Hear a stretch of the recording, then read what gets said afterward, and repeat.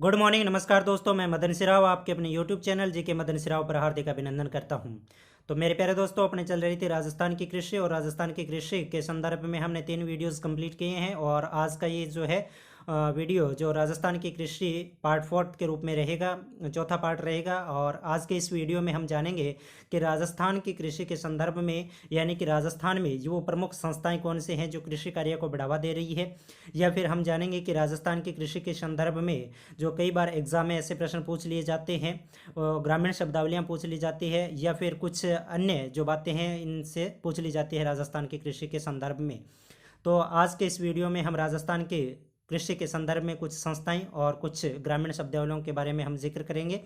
तो आइए हम शुरू करते हैं राजस्थान की कृषि। और राजस्थान की कृषि के संदर्भ में हम शुरू करें तो सर्वप्रथम राजस्थान के कॉम्पिटिटिव एग्जाम में जो प्रश्न रहने वाला है वो कृषि के संदर्भ में। ये प्रश्न बहुत बार एग्जाम में पूछा गया है कि राजस्थान में मृदा स्वास्थ्य कार्ड की शुरुआत कब की गई, या फिर मृदा स्वास्थ्य कार्ड की शुरुआत किसने की।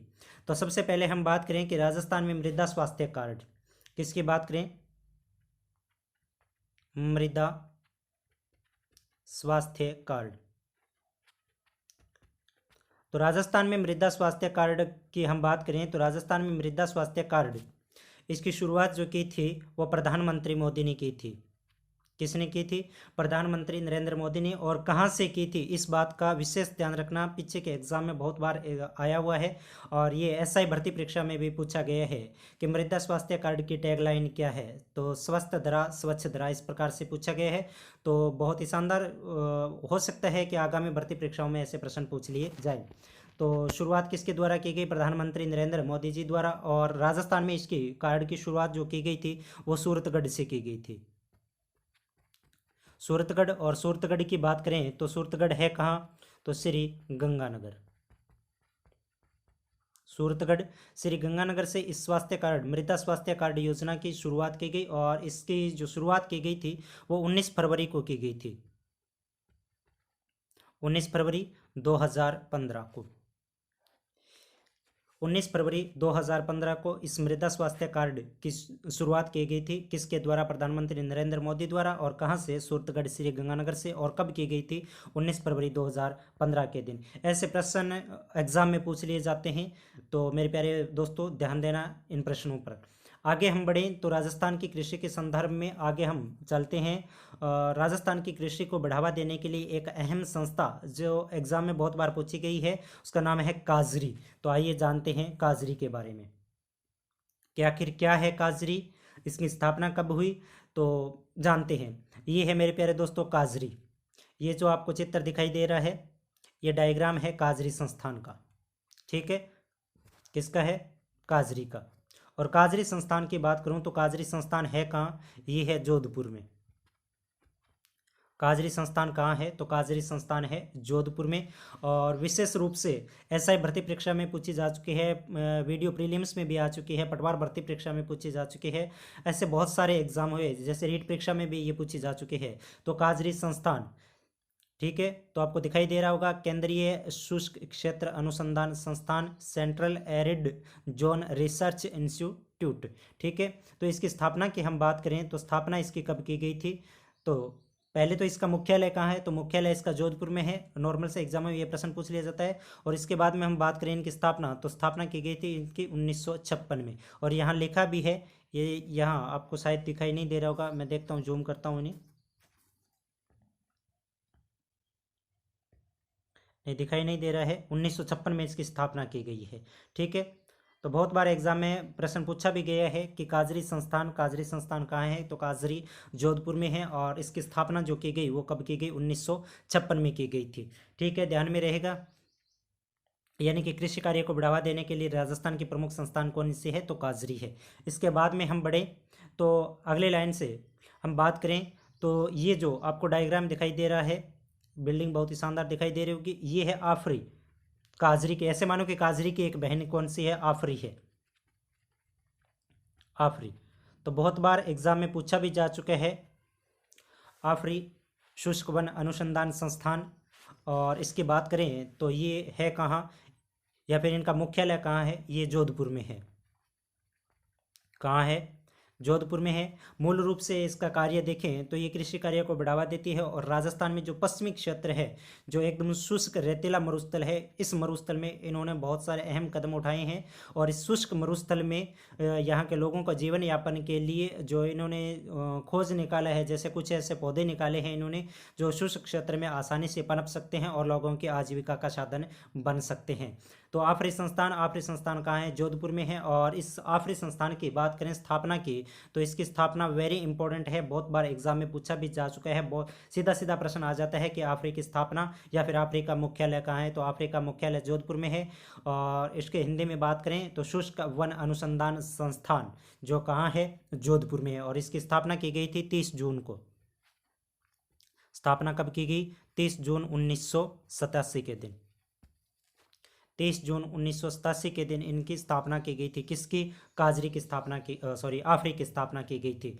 और इसके साथ ही ध्यान में रखना है कि आफरी ने राजस्थान में होहोबा के पौधे लगाए हैं। होहोबा, जोजोबा, ठीक है, जानते होंगे आप, होहोबा, होहोबा, ठीक है। तो चलिए देखते हैं कैसा होता है होहोबा। शुष्क क्षेत्र के अंदर और शुष्क क्षेत्र में जो पश्चिमी मरुस्थल है, जैसे बीकानेर है, जैसलमेर है, बाड़मेर है, जोधपुर है, इन इलाकों में वर्षा की कमी रहती है और रेत के कण है वो बड़े हैं। और नमी, रेत है जो नमी बहुत ही कम बनाए रखती है। इसलिए इस क्षेत्र में पनपाने के लिए और आफरी संस्थान ने कुछ ऐसे पौधे निकाले हैं। और ये जो पौधे हैं ये होहोबा के हैं भाई। किसके हैं? होहोबा। होहोबा को राजस्थान में इसे पीला सोना के नाम से भी जानते हैं, ध्यान में रखें। येलो गोल्डन, पीला सोना। पीला सोना किसे कहा जाता है? होहोबा को कहा जाता है। ये शुष्क प्रदेश के पौधे हैं जो किसने तैयार किए हैं? काजरी नाम हमारा आफरी संस्थान ने तैयार किए हैं। और इसमें ऐसे फल लगते हैं, होहोबा में ऐसे फल लगते हैं और इन फलों से तेल निकाला जाता है, ठीक है। तो हो सकता है आपसे पूछ लिया जाए कि होहोबा या फिर रतनजोत, ये जो पौधे हैं किसने तैयार किए हैं? तो ये आफरी संस्थान ने तैयार किए हैं। और कहाँ से तैयार किए हैं? जोधपुर में। और आफरी ने जो इनकी मदद ली है, आफरी ने इजराइल की मदद से ये इन पौधों को तैयार किए हैं। तो ध्यान में रहेगा, इन पौधों से तेल निकाला जाता है। और किसके द्वारा? आफरी। और आफरी संस्थान की स्थापना 30 जून 1987 के दिन की गई, जो एक कृषि कार्य को बढ़ावा देने के लिए बहुत ही इंपॉर्टेंट संस्थान है। इसके बाद में हम आगे बढ़ते हैं। और आगे बढ़ें तो उससे पहले एक बिल्डिंग दिखाई दे रही होगी आपको, ये है तबीजी। क्या है? तबीजी। एक वह ताबीज, ताबीज, ताबीज तो गळ्यागमा पहनने को एक आभूषण कैसका ताबीज, ताबीज यानी कि ऐसा मानना है कि गळ्यागमा ताबीज पहनने से नजर कौन लगे, ठीक है नहीं? हाँ, नजर जान गया कि आज छोटा टाबर वो रुकी कि नहीं, थोड़ी बहुत में यो टाबर ना नजर लागी, सुन हो पुट हो इन्हें नजर लागी, तो बा नजर बीसु बचाण खातर जो को गळ्याक में एक आभूषण पहनो जाए वो कौन सा है? ताबीज है, ठीक है। जबकि ये कोई क्या है? तबीजी है। और तबीजी की हम बात करें तो तबीजी संस्थान है ये कहाँ है? तबीजी ये अजमेर के अंदर है। तो ध्यान रखें, तबीजी संस्थान कहाँ है? अजमेर में है। और तबीजी संस्थान का मुख्य हम कार्य की बात करें तो मुख्य कार्य क्या? कार्य की हम बात करें तो यहाँ राष्ट्रीय बीजीय मसाला अनुसंधान केंद्र है। क्या है? राष्ट्रीय बीजीय मसाला अनुसंधान संस्थान,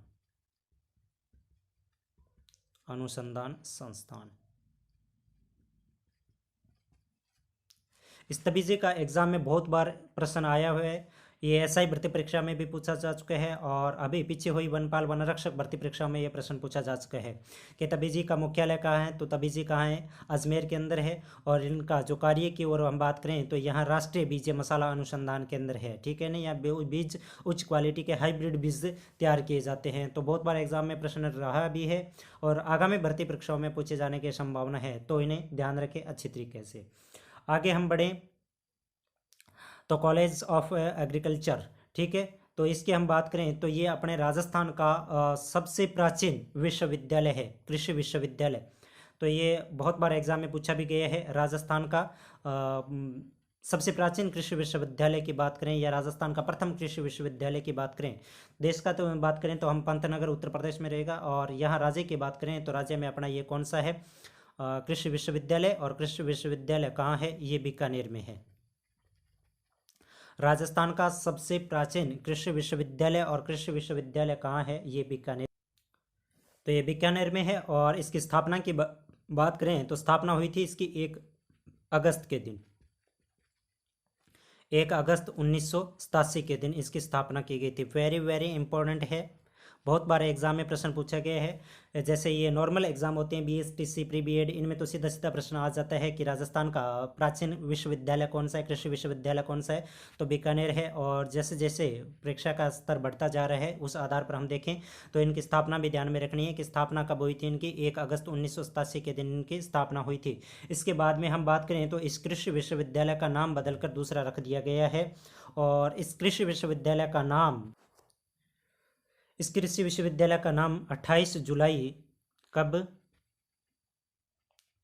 28 जुलाई 2010, 28 जुलाई 2010 के दिन शिक्षा संत स्वामी केशवानंद जी के नाम पर इसका नाम रख दिया गया है। यानी तो पहले तो इसका नाम सीधा था कृषि विश्वविद्यालय बीकानेर, और 28 जुलाई 2010 के दिन इसका नाम रख दिया गया है स्वामी केशवानंद कृषि विश्वविद्यालय, स्वामी केशवानंद कृषि विश्वविद्यालय, कृषि विश्वविद्यालय। तो आपसे पूछा जा सकता है कि इसका नाम कब बदला गया या इसका नाम स्वामी केशवानंद कृषि विश्वविद्यालय कब रखा गया। तो ध्यान रखें, इस कृषि विश्वविद्यालय की स्थापना तो 1 अगस्त 1987 के दिन बीकानेर में हुई थी। और इसके बाद में हम बात करें कि इसका नाम परिवर्तन किया गया तो 28 जुलाई 2010 के दिन इसका नाम परिवर्तन करके शिक्षा संत स्वामी केशवानंद जी के नाम पर इनका नामकरण के रखा गया है स्वामी केशवानंद कृषि विश्वविद्यालय बीकानेर। और ये राजस्थान का सबसे प्राचीनतम कृषि विश्वविद्यालय है। तो इस बात का ध्यान रखें, जो कृषि कार्य को अहम बढ़ावा दे रहे हैं, अहम इनके उच्च क्वालिटी के बीज वगैरह और इनके तैयार करना काम है। ठीक है, आगे हम बढ़े तो ये तो राजस्थान से या हम बात करें कुछ इंपॉर्टेंट और बात करें तो एक नाम आता है सेवर का, सेवर। और सेवर ये जो संस्थान है ये कहाँ है, भरतपुर में है। सेवर का है, भरतपुर में है। और इनका जो कार्य है या फिर हम बात करें कि इनकी स्थापना वगैरह की, तो स्थापना हुई थी इसकी 20 अक्टूबर के दिन, स्थापना 20 अक्टूबर 1993, 20 अक्टूबर 1993 के दिन इनकी स्थापना हुई थी। ठीक है, ध्यान में रहेगा इनकी स्थापना कब हुई थी, 20 अक्टूबर 1993। इनका मूल का कार्य क्या है कि सरसों के बीज तैयार करना है। सेवर क्या काम है इनका, सरसों का बीज तैयार करना। हाइब्रिड उच्च क्वालिटी की जो बीज तैयार किए जाते हैं वो कहाँ से तैयार किए जाते हैं, सेवर भरतपुर से तैयार किए जाते हैं। और इसके बाद में हम बात करें फरवरी 2009 की, फरवरी 2009, और फरवरी 2009 में इसका नाम बदल दिया गया है और नाम बदलकर इसका नाम रख दिया गया है सरसों अनुसंधान निदेशालय। नाम क्या कर दिया गया है इसका, सरसों अनुसंधान निदेशालय, सरसों अनुसंधान निदेशालय। और इस सरसों अनुसंधान निदेशालय की स्थापना की बात करें तो 20 अक्टूबर 1993 के दिन स्थापना हुई थी और इसका नाम परिवर्तन कर दिया गया फरवरी 2009 में। और इसका मूल कार्य क्या है, मूल कार्य की हम बात करें तो सरसों के बीज क्या करना है, तैयार करना है, उच्च क्वालिटी के बीज तैयार करना है। ठीक है, और अब ये तो कृषि से संबंधित कुछ संस्थाएं थी राजस्थान में। और इसके बाद में कुछ अलग संस्थाएं और हैं, जैसे बाजरा अनुसंधान है, मोठ अनुसंधान है, बेर अनुसंधान है, चावल अनुसंधान है। इस प्रकार से बहुत सारे अनुसंधान है जहां उच्च क्वालिटी के बीज तैयार किए जाते हैं। ठीक है, तो वो तो हम पढ़ेंगे जैसे जैसे हम फसल पढ़ेंगे, और फसलों के साथ साथ तो हम पढ़ेंगे इनका रोग का निवारण कैसे होगा, जो इनके बीज तैयार किए जाते हैं वो कहाँ से तैयार किए जाते हैं, यानी कि अनुसंधान संस्थान कहाँ है, तो वो तो पढ़ेंगे हम फसलों के साथ में। ये जो इम्पोर्टेंट फैक्ट्स थे जो मैंने पहले बता दिए हैं आपको। अब इसके बाद में राजस्थान की शब्दावलियों से लेकर, या फिर हम यूँ कहें कि राजस्थान की कृषि के संदर्भ में कुछ ऐसे शब्द आते हैं जो पूछ लिए जाते हैं, जैसे भाबर क्या है, तराई क्या है, बूढ़ क्या है, रेह क्या है, कलर क्या है। इस प्रकार से कुछ शब्द हैं जो पूछ लिए जाते हैं या कौन से भूमि से संबंधित हैं। तो अक्सर एग्जाम में ऐसे प्रश्न पूछ लिए जाते हैं। तो आइए जानते हैं इस प्रकार के प्रश्नों के बारे में। तो सबसे पहले हम बात करें तो प्रश्न आता है भब्बर क्या है, या फिर हम बात करें अंतराई क्या है। तो सबसे पहले हम जानेंगे भब्बर के बारे में। तो मैं एक इमेज के साथ आपको बताने जा रहा हूँ, शायद आपको समझ में आएगा अच्छी तरीके से और आप भूलोगे भी नहीं। तो सबसे पहले हम बात करते हैं किसकी, भब्बर की। किसकी बात करते हैं, भब्बर। भब्बर की हम बात करें तो हिमालय, हिमालय की नदियाँ ले लेते हैं। चलो मैं एक पर्वत बना रहा हूँ। ये क्या है, ये एक पर्वत है, ये एक पहाड़ है, ठीक है, पर्वत है। और इस पर्वत में ये कुछ ग्लेशियर बने हुए। ग्लेशियर तो आप जानते होंगे, जैसे ऐसे पर्वत के ऊपर ऐसी झीलें जिसके अंदर बर्फ़ जम गई हो और वो बाद में बर्फ़ धीरे धीरे पिघलेगी, और पिघलेगी तो वो पानी है जो इसका पर्वत से नीचे आएगा, नीचे आएगा तो एक नदी का रूप ले लेगा वो, ठीक है। तो इस प्रकार से इस पर्वत में ये क्या है, ग्लेशियर है, ग्लेशियर। और इन ग्लेशियरों से नदी का उद्गम होता है। कोई भी एक एक नदी ले लेते हैं हम, ठीक है। जैसे मान लिया कि वर्षा हुई, और वर्षा के बाद में इनका पानी पर्वत पर, और पर्वत से पानी इन ग्लेशियरों में, और धीरे धीरे होके एक नदी उतर रही है। मान लिया कि ये बर्फ़ पिघलने शुरू हुई और ये एक नदी उतर रही है, यानी कि पहाड़ से ये नदी उतर रही है।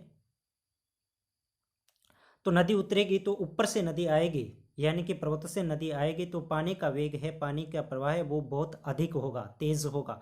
और पानी का प्रवाह तेज होने के कारण ये नदी अपने साथ में कंकड़ पत्थर काट के लाएगी, यानी कि पर्वत के कुछ कंकड़ पत्थर है वो काट के ले आएगी। और ले आके ये कहाँ ले आएगी, यानी कि जैसे जैसे ये नदी पर्वत से मैदान में उतरेगी तो इस मैदानों में लाके यह क्या कर देगी, पर्वत की तलहटी में यहाँ जमा कर देगी। जैसे इस चित्र में दिखाया गया, ऊपर इस चित्र में ये देखो, पहाड़ यहाँ दिखाई नहीं दे रहा है। सेम ये चीज़ है, ये चीज़ यहाँ से नदी उतरी, ठीक है, ये नदी उतरी है, ये नदी आई है, ये नदी पर्वत से उतर रही है नदी, और अपने साथ क्या लेके आई है, कंकड़ पत्थर। जैसे मैंने यहाँ कंकड़ पत्थर जमाए है ना, ये कंकड़ पत्थर, ये कंकड़ पत्थर, और ये कंकड़ पत्थर कौन से है, ये है, ये है।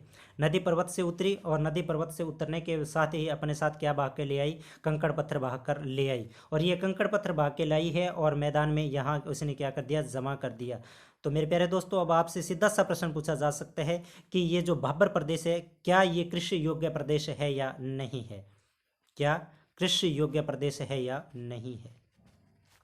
आप बताएं, क्या इन पत्थरों में हम कृषि कर सकते हैं क्या। जैसे यहाँ ये देखो, ये दिखा रखा है इसने, ये पत्थर ही पत्थर है मैदान में, और ये नदी द्वारा बहाकर लाए गए हैं। क्या आप बताएं कि इसमें कृषि कर सकते हैं क्या, जी पत्थरों में कैसी कृषि होगी, नहीं।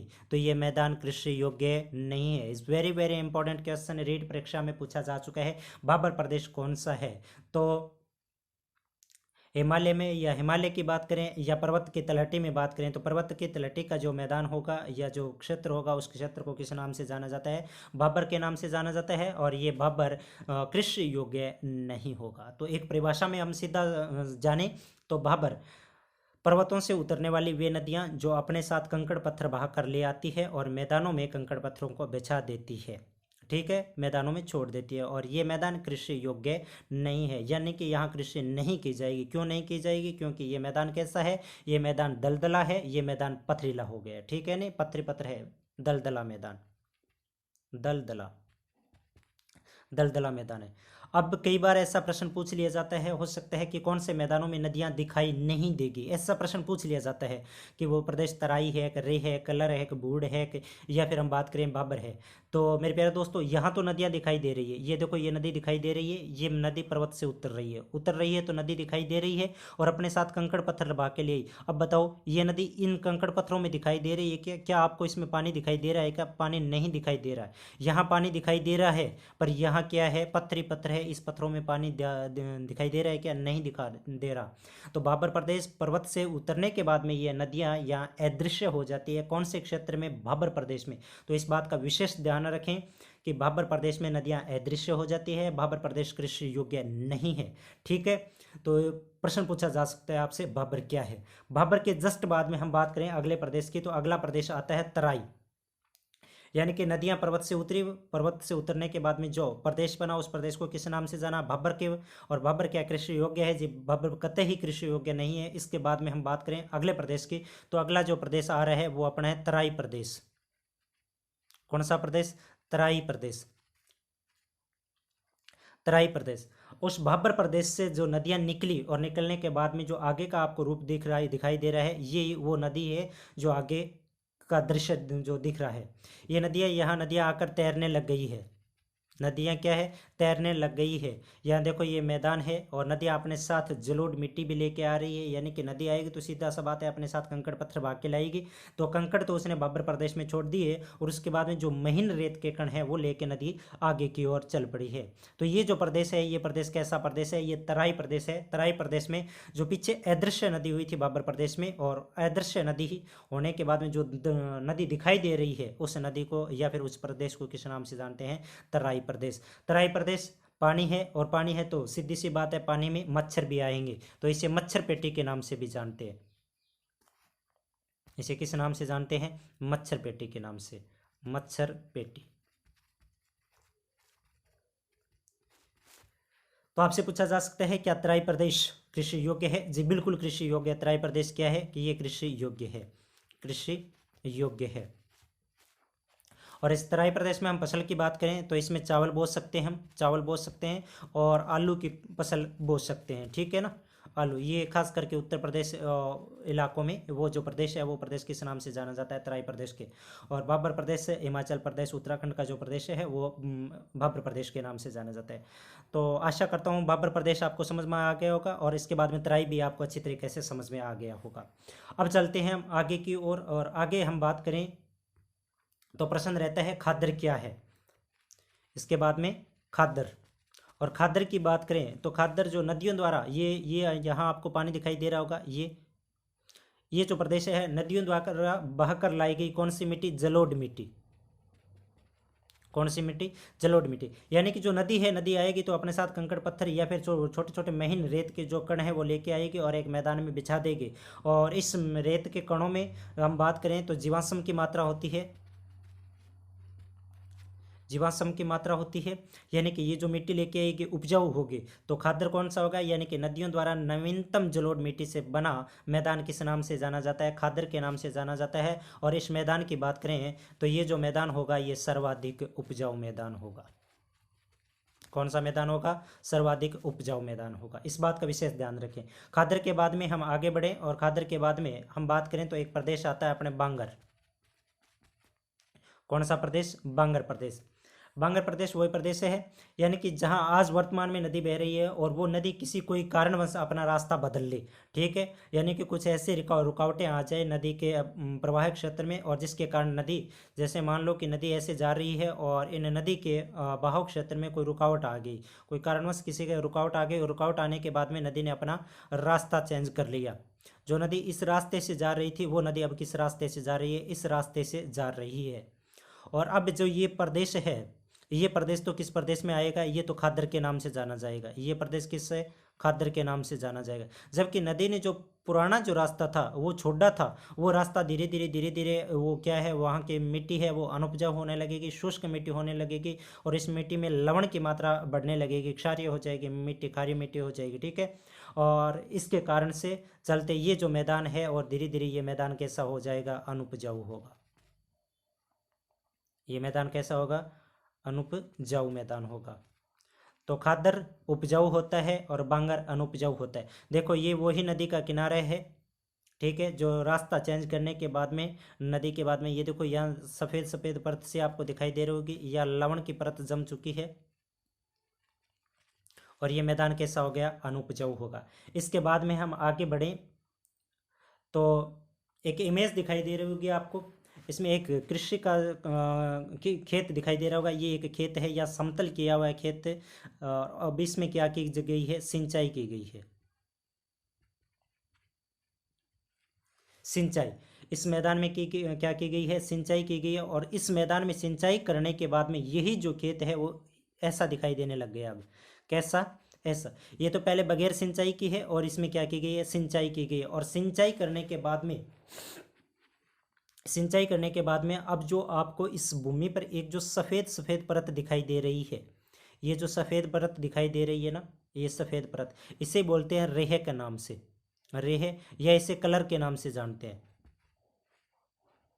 किस नाम से जानते हैं, रेह या कलर? तो रेह या कलर के नाम से जानते हैं। अब इसमें ये परत है, ये परत आई जो ये किसकी आई, लवण की आई।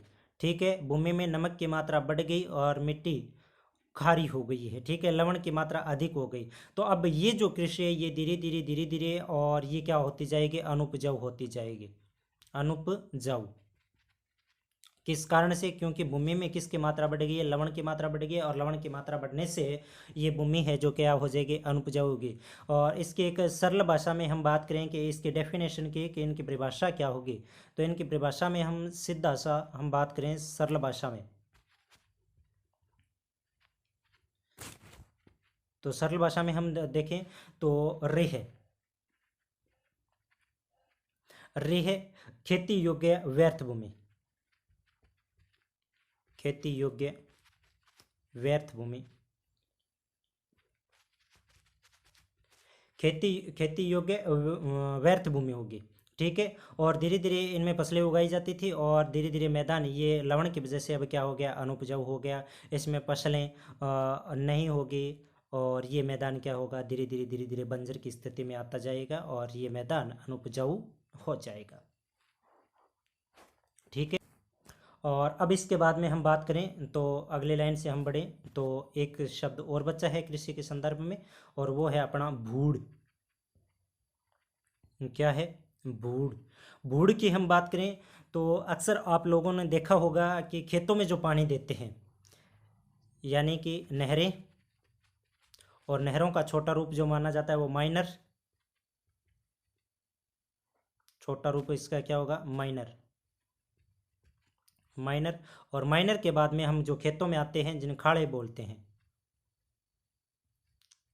खड़ा, खड़ा आठ बनाई दुकान देखी के खड़ा, इस हिसाब से छोटा छोटा छोटा छोटा जो छोटो रूप नहर गो। और ए खड़ा सा वेज का आंग में फिर की करे जाए, यो खेत है और खेत का में छोटी छोटी क्यारियाँ सी बना के, यानी कि अलग अलग, और इंग में के करवाई जाए, आंसू सिंचाई करवाई जाए।